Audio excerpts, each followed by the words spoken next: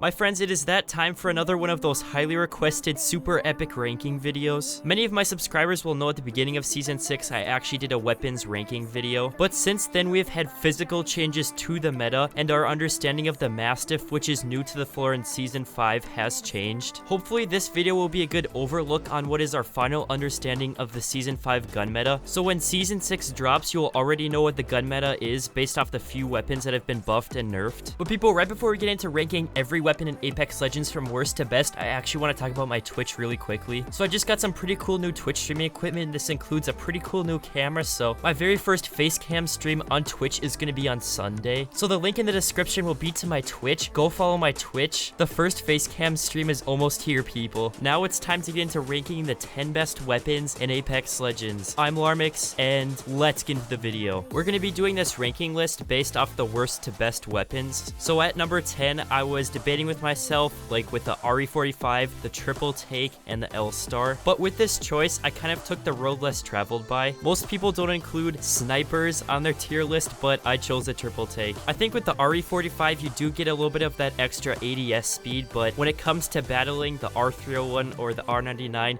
against the RE45, there's pretty much no way that you can win, in my opinion, in most situations. I think the RE45 is the little brother to the R99 that really doesn't stick up to its big brother. The L-Star projectile speed, I think, is just a little bit too slow to make it on this list. The L-Star is still a solid beginning to mid-game weapon as the RE45. People, the precision choke is in the game because of only the triple take right now, and apparently the developers of Apex think the triple take is worth it. The triple take is really good in close range and long range. That's kind of the thing with the triple take versus the other snipers, is that this one is just so much more versatile versus the other guns. Moving on to number 9, I hope I'm not overreacting from the nerf to this gun. This is the Havoc. So people, the Havoc, it still shreds in close range and mid range. I think though the huge thing with the guns in Apex is how versatile they are. The Havoc used to be one of the most versatile guns in all of the game. I think it used to be with even close range, mid range, and long range, you could always shred with the Havoc, but I really do think that they took a big chunk of the versatility of the Havoc away from it. Like I said before, people, close range and mid range, the Havoc still obviously shreds, but when it comes to long range, they did nerf it quite a bit. They nerfed the mag size on the Havoc, and also the first few shots have quite a bit of recoil, so when it comes to beaming people at long range, you just do not have as much ammo to go around. But when it comes to rushing an individual person at mid range or long range, you can still do that with the Havoc. You may just not have a million bullets to go around and shoot everybody. And I think the competition for the top weapons in Apex are just too tight. There's, 5 or 6 weapons in Apex that shred so hardcore, and I just think the Havoc, it slightly got taken out of that category. The 8th best weapon in Apex, I can't believe this gun is even here on this list, but it really deserves to be here in my opinion. This is the G7. The G7 for so long has been considered one of the best guns in Apex Legends, and it is still such a super strong choice. The pro players use it because you can shred people at long range. It doesn't really matter what range you're at with the G7, you're still going to do a pretty consistent, decent amount of damage. And if your entire squad has G7s, you can shred the heck out of people before they even have a chance to react at long range. The G7 is one of my personal favorite weapons. I use it even in pubs all the time. I'm one of those. If this was a ranked list, which it is not, the G7 would obviously be quite a bit higher. The G7 is so good because you can find light ammo everywhere on the map, and then you can drain people's resources with the G7. That's what it's so good for. If you don't have very much light ammo, 50 bullets on the G7 will get you quite a long ways, and you can be such a pain to people. You can drain their heals. I absolutely love the G7. Just, you can get so much damage with the G7 so easily, in my opinion. But now the G7 is more of an assault rifle, not the sniper. As you know, they did nerf the range on it a little bit, and unfortunately in pubs, this takes the G7 down to the number 8 spot. But people, right before we get into the next weapon on the list, if you are not subscribed to my YouTube channel, it'd be super cool if you go below this video and hit that subscribe button.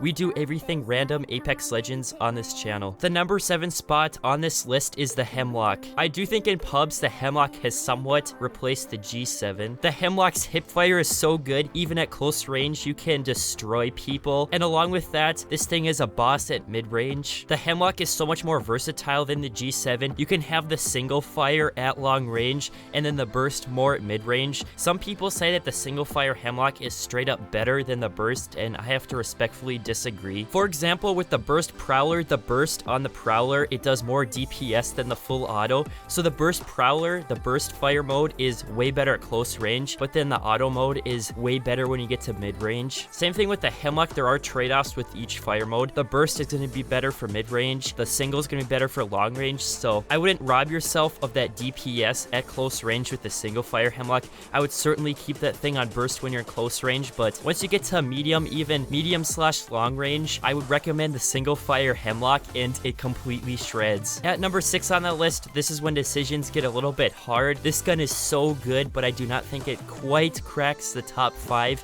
even though many people will say it does. Unfortunately, when you make tier lists, there are some that are going to have to be somewhat mid-tier, because there are just going to have to be guns that go there, even if there are a bunch of great guns on this list. There's so many great guns in the top 10, but anyways, at number 6, we have the Flatline. The Flatline is basically the assault rifle SMG. The reason the Flatline dominates in close range is because once you get a purple meg on that, there is so much damage per meg, you know, versus something like the R99, each bullet doesn't do that much damage. But then you look at the Flatline that can hold just about the same amount of bullets in each meg, and each bullet does way more damage. In close range with the Flatline, you can miss quite a few bullets and still down the enemy at full health. Not to mention, you can get a 2x bruiser sight on the Flatline and dominate at mid-range. It's kind of unfortunate that the Flatline is at the number 6 spot, but the top 6 weapons in Apex are just so good. It's so easy for some people to say, you know, this gun should be higher, this gun should be higher, but unfortunately, in my opinion, this list is in my opinion, there are 5 guns that just happen to be a little bit better than the Flatline. People, at number 5 on the list, we have the R301. The R301 off the drop is not near as good as the Flatline. The R301 does need attachments to start going,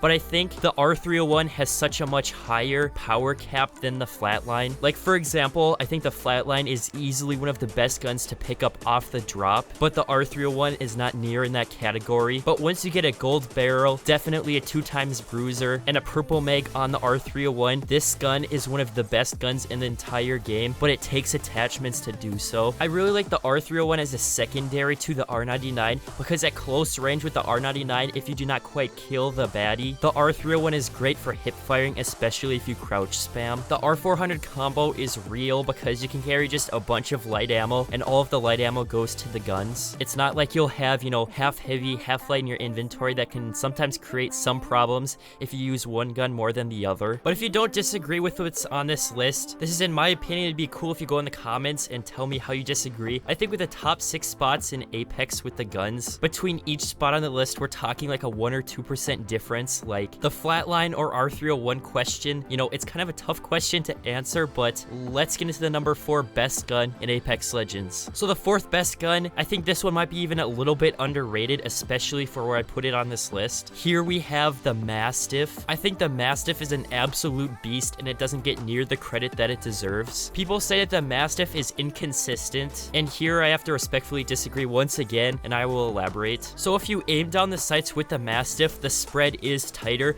If you hip fire with the Mastiff, it's very hard to get a high damage shot. Also with the Mastiff, you have to practically smooch the people. You have to get in very close range to make the Mastiff hit its true potential. People say the Mastiff is inconsistent and it shoots the exact same every single time. I've had those times where I shoot someone, the thing does 14 damage, I go into replay and I see like 8 pellets hit the person. I see where people are coming from with the inconsistent part. But I think the Mastiff may be just a little bit like the Wingman. You have to figure out how to use the thing before the thing will really start to destroy people. At times I have been seeing the pro players using the Mastiff. This thing is like the Peacekeeper, except it shoots a little bit faster and does a little bit less damage per shot. You know, Mastiff versus Peacekeeper, maybe I shouldn't go there and start comparing the two weapons. I do think the Peacekeeper was a little bit decent bit better. But if you have a corner to peek and you have a Mastiff with a purple bolt, you can quickly be peeking that corner, and if they have an R99, there's really no losing that fight as long as you can aim down sights and have decent aim with the Mastiff. Also, when you're using shotguns like the Peacekeeper and the Mastiff, you have to aim for the middle of the body. You know, shooting the elbow, it doesn't really work like it would with the R301 or the R99.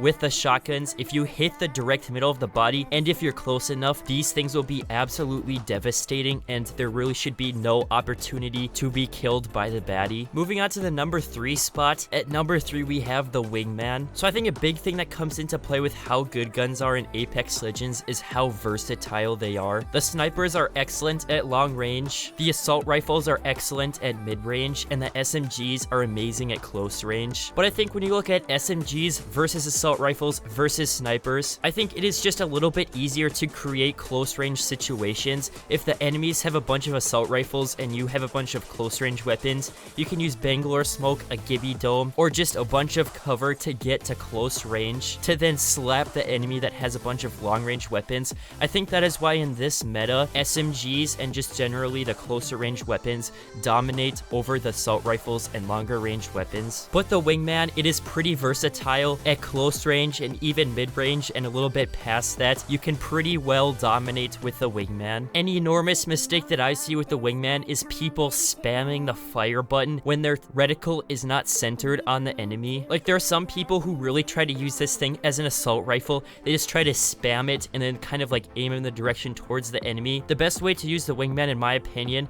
is just to make sure the reticle is centered, then to shoot the fire button. If you're spamming the fire button on the Wingman and just trying to track the enemy with your reticle, I think that is a pretty horrible way to use the Wingman, and it is a bottom tier weapon if you try to use it like that. But I think what makes the Wingman so good is once you get a purple mag on it, you have so much damage per magazine of the Wingman. Like, for example, if you're fighting an enemy and he has an R99 and you have a Wingman and you're kind of at a close / medium range, the other guy may run out of ammo on his magazine and he may have to reload. But with the Wingman, if you are centering your reticle before you shoot and then you're pulling the trigger, you may not do quite as much damage per second, but you're gonna outlast the magazine versus the other person, and they're gonna have to reload, and you're gonna be shooting them and downing them at the end. But you know, if you get into really close range and they happen to have like a Prowler or R99, you're probably gonna be downed if you're using the Wingman. The Wingman is not absolutely extraordinary really at any range. It is just really solid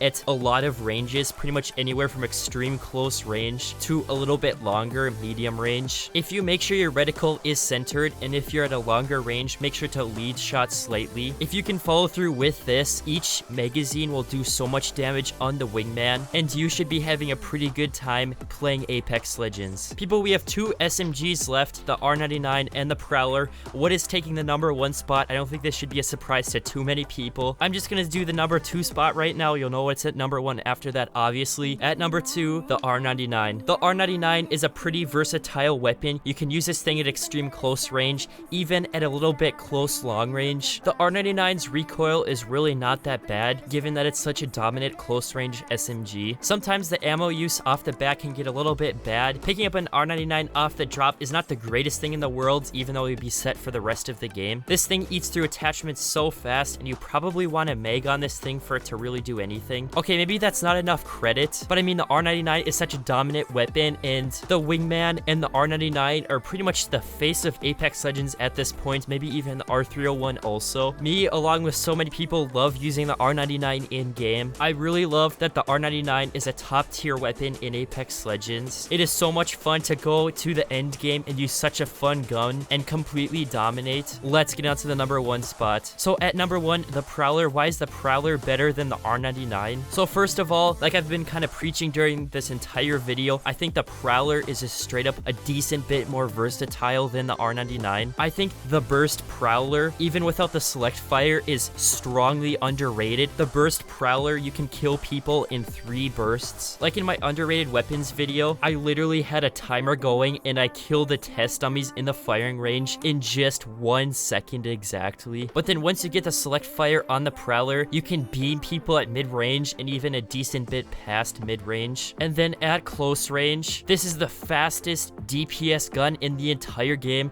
away from the Devotion fully rezzed up. So yeah, I'm kind of repeating myself, but I'm just gonna say it one more time. I don't know, I have problems comprehending this myself, and other people might have problems also, but the Prowler is the best close range gun in the entire game. Maybe in competition with the Mastiff, but with the burst Prowler, you can be a little bit further away than the Mastiff. And then at mid-range, the full auto Prowler, it is one of the best guns in the entire game. I believe the Prowler is the number 1 gun in Apex Legends, and it's pretty undisputed. Like, people, a purple mag on the Prowler, it can carry 35 bullets. If you are not subscribed to my YouTube channel, it'd be super cool if you go below this video and hit that subscribe button. We do everything super amazing, random Apex Legends stuff on my YouTube channel. Anyways, people, that'll be about it for me, the Alarmix.